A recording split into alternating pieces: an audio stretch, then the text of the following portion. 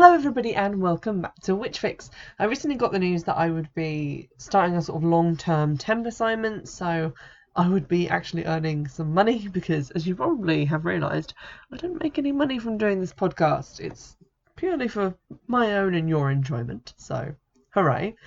But that meant that in the prospects of earning to come, I could justify spending a couple of quid here, a couple of quid there on some new witchy movies. So I went through my watch list on eBay and was like, okay, what have we got?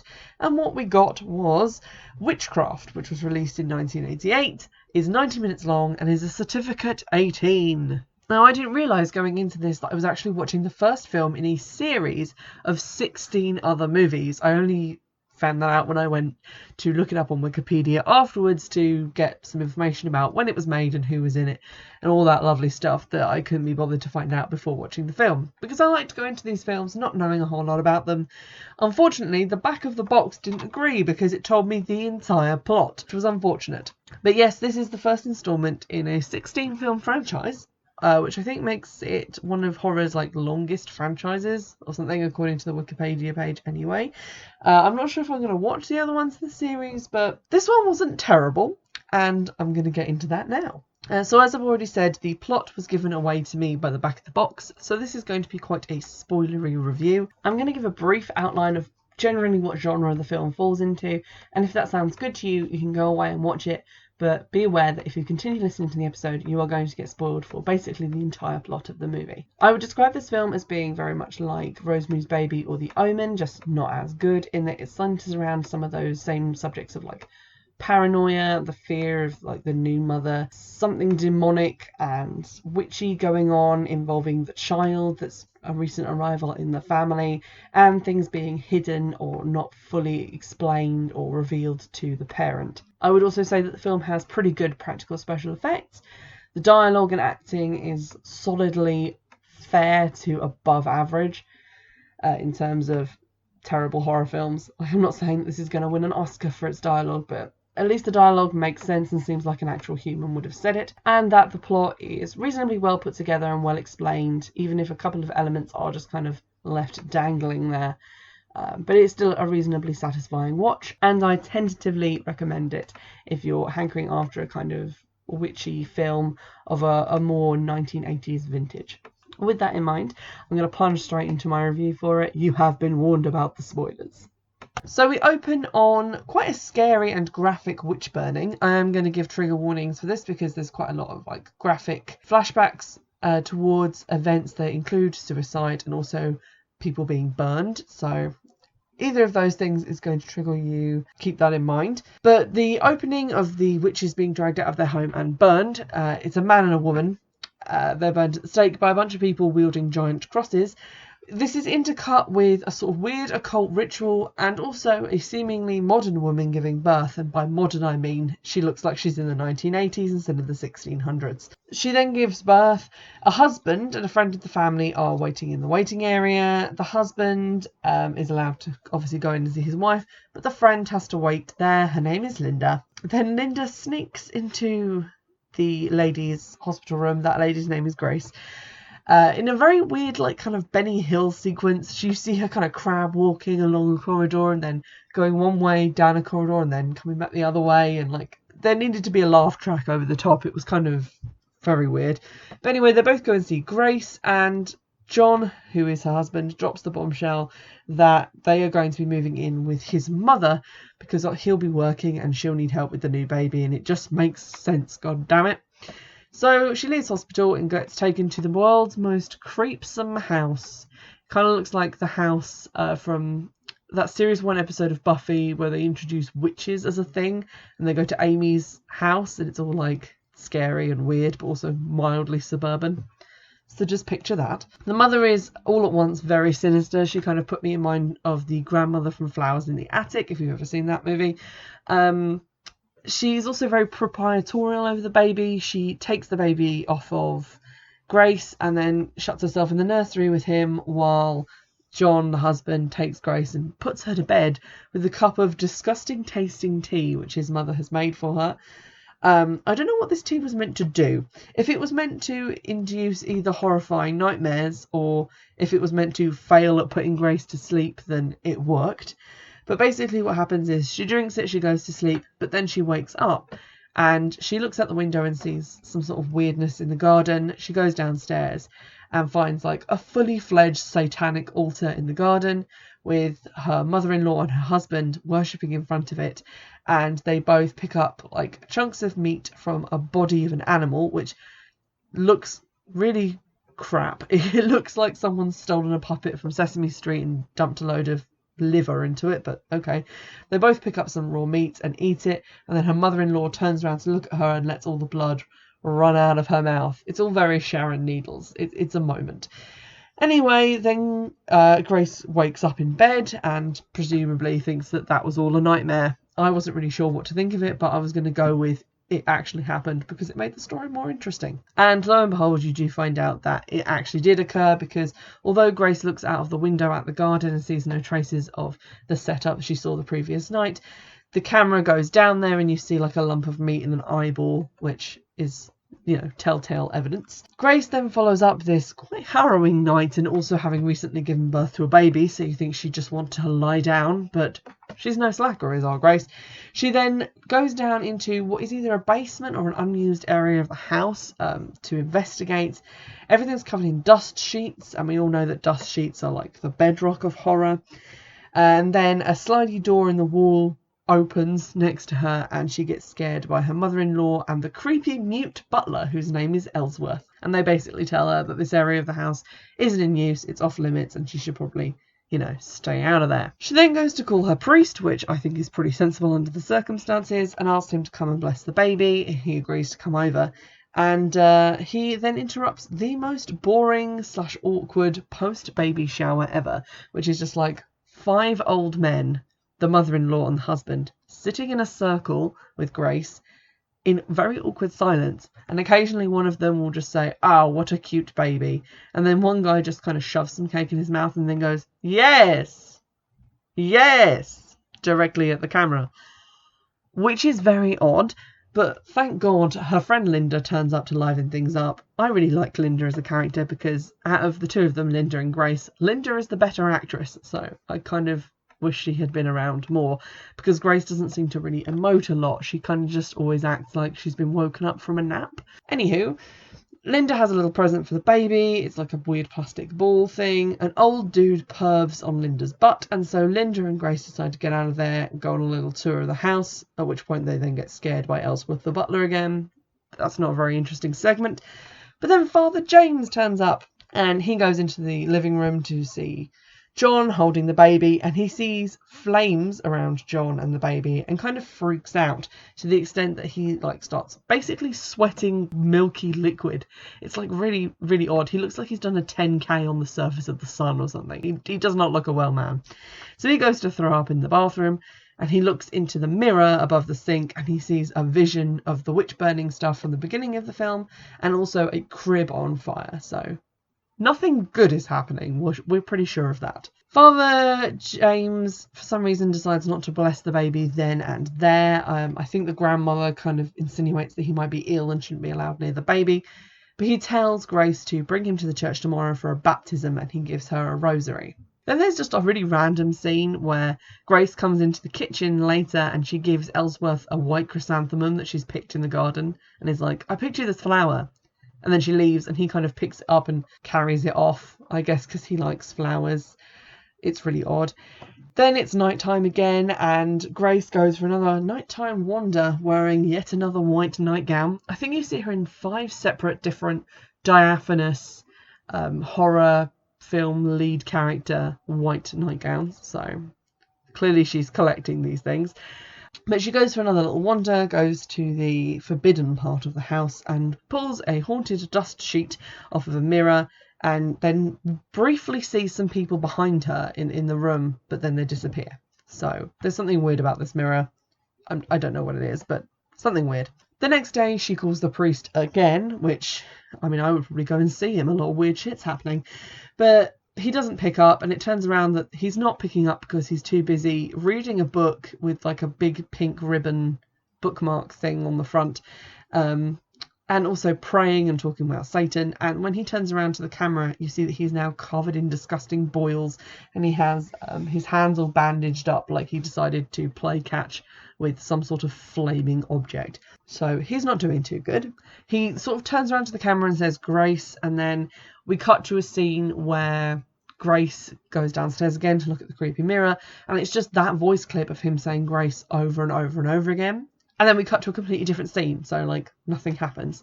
This is a really fascinating part of the movie where it's just Grace and Linda in the garden chatting and raking leaves, and Linda can't open a bottle of soda. Oh, girl talk. But then Grace just randomly mentions that she likes gardening and that she used to help her dad. And then there's quite a harrowing flashback to what looks like a murder-suicide with this kind of bloody, beaten body in a bed. That's kind of indistinguishable as to who it was meant to be, and then her dad just hanging in a coat closet. So it's sort of implied that, you know, he killed her mum, and she says that she still doesn't understand why he did it, and maybe madness runs in the family. So it kind of feels like they're setting up this idea of maybe she's going nuts, maybe she isn't, but I think it's all fair to say that when you're watching a horror film and they try and do that, you know the horrifying stuff is actually happening. Like, no one is ever actually crazy in a horror film, unless they pretended to be fine all along. There follows the world's loudest dinner with the world's loudest silverware. It was literally like nails on a chalkboard, forks just being like dragged across plates, and like squeak, squeak, squeak. And I was just like, oh, I can't watch this. And also, because it's a horror movie, we get close-ups of the supposedly evil people eating a lot of rare meat.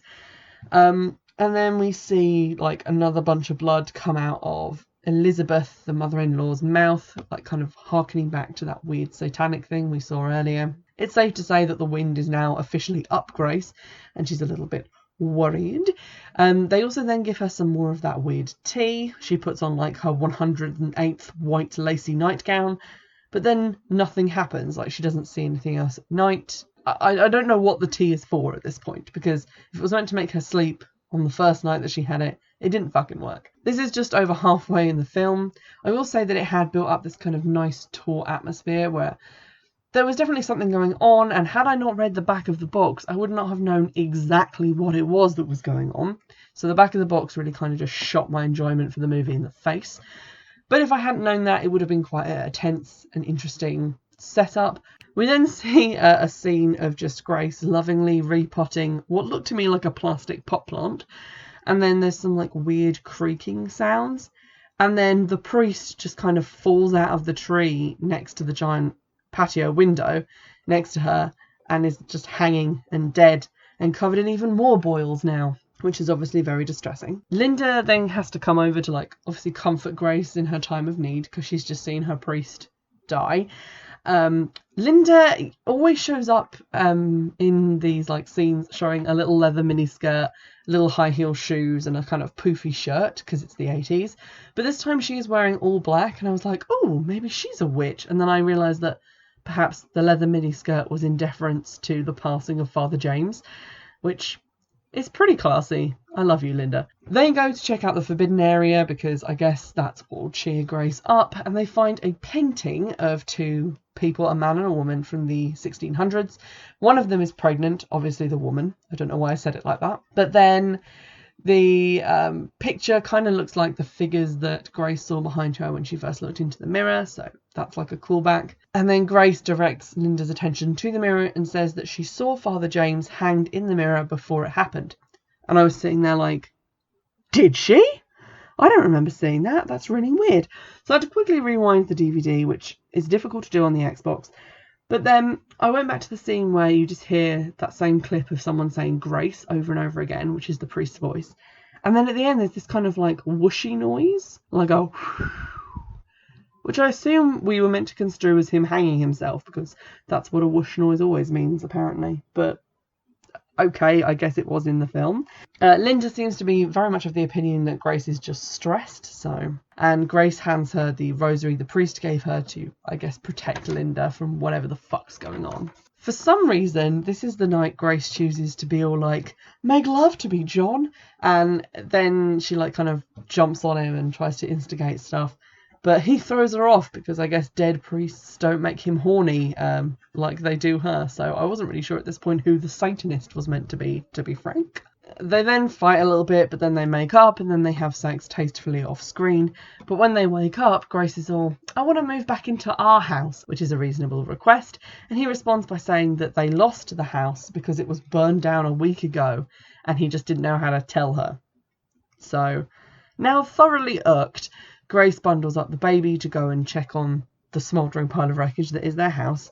But Grandma won't let the baby out of her sight, so grudgingly, Grace goes by herself to where the house used to be. Surely enough, it is a pile of wreckage cordoned off with yellow tape, but then a neighbour comes over and comments that the fire happened the previous night. Clearly, John is lying, something's going on. Grace rushes home, but the house is empty, so she tries to open the secret slidey door from earlier, but can't. She then has a vision of the mirror, basically all the stuff that's happened in the movie so far, like the burning of the witches, and all of that witchy stuff, and then her wrists spontaneously just kind of like slash themselves, and she wakes up in bed with her wrists bandaged and everyone gathered around her being very concerned. I really wish that the actress playing Grace could have just carried this off a little bit better. It felt like everyone else was doing a reasonably okay job, but she was just a bit kind of limp and a bit rubbish at acting, although there was one scene later on in the film where she really does quite good work. There's then a sequence where Grace goes down to the mirror room and finds the rosary that she gave to Linda, but it's now in the mirror room. And then she wakes up to find Linda sitting by her bed, but she is now holding the rosary. So like Grace has the rosary in her hand, and Linda is surprised because she left it at her house. She asks Grace where she got it, and then the two of them go into the Forbidden Zone. While down there, they become separated. Linda finds the pink ribbon book that the priest had, presumably his diary, I don't know.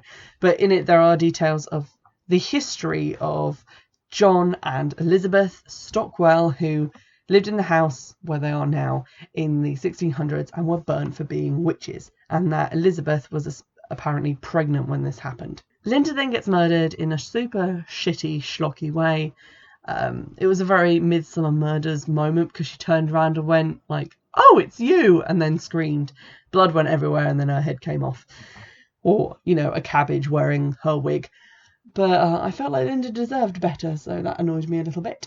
Grace, after finding Linda's floating severed head, decides that she's had enough. Quite understandably. She runs to the nursery to try and find her son to take him out of the house. But her son isn't there, and instead someone has installed a fog machine. She finds and goes down a secret staircase to find a super secret ritual room, complete with a big like inverted cross on the altar. John is wearing a Dracula cloak with a really high collar, which was hilarious. And then Elizabeth turns up and she announces that she and John are the Stockwell.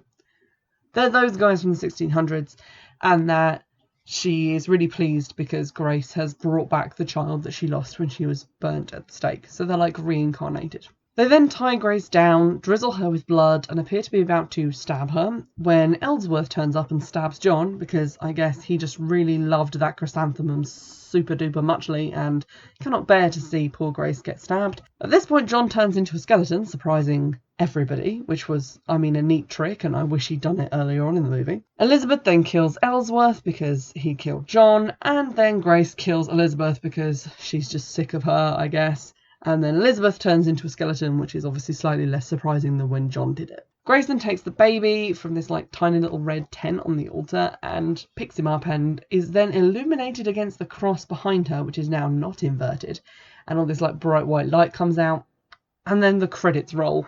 After all that, I didn't think the movie was actually that terrible. As I said, it kind of reminded me of things like Rosemary's Baby and The Omen. It was not as good as either of those movies, but it definitely had sort of a taste of them, sort of the way that when you buy cheap at a supermarket coffee, it kind of has the same taste as a proper coffee. I mean, it's not the same thing, but it'll do in a pinch. So I did kind of enjoy it. It definitely made sense. The story was reasonably well plotted. What I didn't really understand, and this is the only kind of thing that irked me about the plot, was if Elizabeth and John were the reincarnations of themselves from the past, but they had been lovers then and this time around were mother and son, There must have been a point where Elizabeth was reincarnated as herself. And at some point she must have realised that she was like reincarnated as this person. And then she had to wait around for a really long time, presumably find some dude and get married or whatever, and then have a baby, and then raise that baby until that baby could be John and could remember their past life together, which seems like a very bizarre series of events and something that probably deserves a movie on its own, because I don't think that's ever been done before. Otherwise, the acting was quite good, with the exception of the lady playing Grace, who was a little bit spotty. When she finds the severed head, she does do a really good scream, so I'm going to bump her up to like a 6 out of 10. Everyone else is kind of steadily at a 7.5 and 8 throughout the movie. The mother-in-law is decently creepy. The special effects are basically just all physical effects, so they look quite good still. Like the people being burnt at the stake look all blistery and gross, which is pretty cool.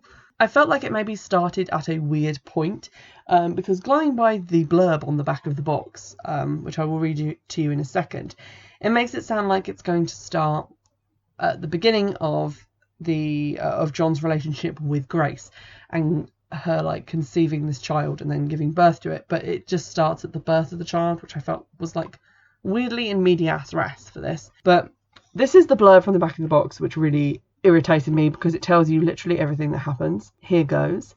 In 1687, a young expectant couple are accused of practicing witchcraft and are burned at the stake. 300 years later, their souls have returned to the bodies of John and Elizabeth Churchill, and they plot to be reunited with their unborn son William. But Satan's children must be born of an innocent, God-fearing woman. John and Elizabeth masquerade as mother and son, and John marries Grace, a born-again former drug addict. Together they have the child that Grace has always wanted, but that dream soon disintegrates into a cruel nightmare as the innocent woman discovers she has given birth to a demon, one that will eventually destroy her. There is nothing in the film to really say that the child is a demon and not a regular baby. He just kind of sits there and giggles. And mostly isn't on screen at all. There's just like a bundle of blankets in someone's arms that you're told to believe to be William. I don't know if there was even a baby in there. So that was really weird to me, but as you can see, the rest of the plot is basically entirely outlined on the box, which is unfortunate. I've had a quick look at some of the other films in the series. They're like Wikipedia pages. Apparently the series does descend rather swiftly into just like softcore porn with some schlocky horror elements. But the second movie in the series seems to be about the kid from this one being adopted into a family of white witches, and then dark witches turning up and trying to tempt him to the dark side. I thought that might be quite interesting to review just because it has some good witches in it, which might make a nice change, because I swear most of the films that I've reviewed have had all the witches be the evil characters. So I might get that one. Let me know if you know anything about this series of films, because I had literally never heard of it until I ordered it 2 days ago. And I think you could probably do worse than maybe watching this one, because it's not as bad as some of the other ones I've reviewed. It's definitely a bit dated, but it has a cohesive plot, reasonably good special effects, and if you haven't had the whole plot told to you by the blurb on the back of the box, it's a pretty good watch. And to be honest, even having the plot spoiled for me before I went into it, it was still a pretty good watch. It was kind of interesting to watch it all unfold with Grace not being any the wiser. So even if you have listened to the full episode and now know exactly what happens, go and give it a watch anyway, because it's still pretty entertaining. I hope you've enjoyed this episode. Please remember that you can get in touch by all the means listed down below in the description box, as well as checking out the Amazon wishlist and donating to the Patreon to support the podcast. In the meantime, I'll see you in the next episode. Bye!